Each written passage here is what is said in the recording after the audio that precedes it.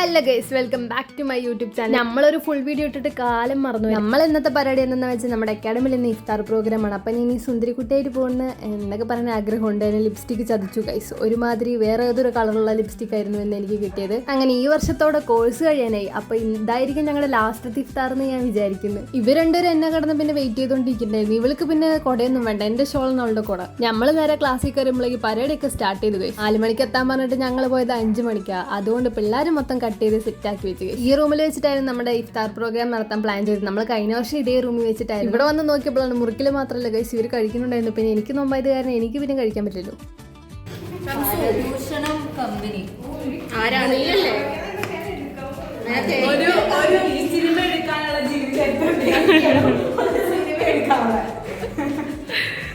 അതെ ഗൈസ്, അവളുടെ സ്റ്റോറി നമുക്കൊരു സിനിമയാക്കി എടുക്കാം. പക്ഷെ അത് തിയേറ്ററിലൊന്നും ഇറങ്ങൂല. ട്രെയിലർ ഇറങ്ങുമ്പോൾ തന്നെ അത് പൊട്ടിയിട്ടുണ്ട്. അങ്ങനെ നമ്മൾ ക്ലാസ്സിലോട്ട് പോകുമ്പോഴേക്ക് എല്ലാവരും കൂടെ ഓരോ പ്ലേറ്റിൽ സാധനങ്ങളൊക്കെ ആക്കി. പിന്നെ പണിയെടുക്കാത്തവരും പണിയെടുത്തുകൊണ്ടേ ഇരിക്കുന്നുണ്ടായിരുന്നു അവിടെ. പിന്നെ അതെല്ലാം കഴിഞ്ഞ് ഇവിടെ നമ്മുടെ സൽമാൻ സാർ നമുക്ക് വേണ്ടി മൊഹബത്ത് കാ സർബത്ത് അതന്നെയാണ് പേര്, അതന്നെയാണ്. പിന്നെ നോമ്പ് തുറക്കാൻ സമയമാകുമ്പോഴേക്കും നമ്മളെല്ലാം സെറ്റ് ചെയ്ത് വെച്ചു.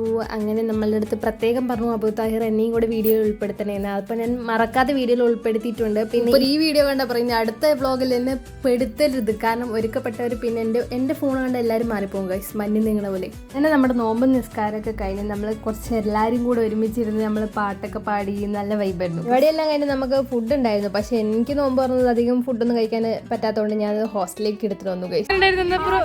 ഇന്നത്തെ പ്രോഗ്രാമിന് എൻ്റെ ഉമ്മ ഇവളീ പറയുന്ന ആഷിക്ക ആരാന്ന് വെച്ചാൽ ഞാൻ ഇൻസ്റ്റാഗ്രാമിൽ ഒരു വീഡിയോ ഇട്ടിട്ടുണ്ടായിരുന്നു. അതുകൊണ്ട് അവർക്ക് മനസ്സിലാവും ആരെ ആഷിക്കാന്ന്. ഞാൻ ഓള് ഹോസ്റ്റലത്തിൽ ഓള് പോയി, പിന്നെ ഇവർ രണ്ടിനും അങ്ങോട്ടേക്ക്, ഞാൻ പിന്നെ ഇങ്ങോട്ടേക്കായിരുന്നു. സോ ഗൈസ്, നമ്മുടെ പരിപാടിയൊക്കെ അപ്പം നല്ല ഉഷാറായിരുന്നു. അപ്പോൾ ഇനി അടുത്ത വീഡിയോ ആയിട്ട് ഞാൻ പിന്നെയും വരുന്നത് ഗൈസ്.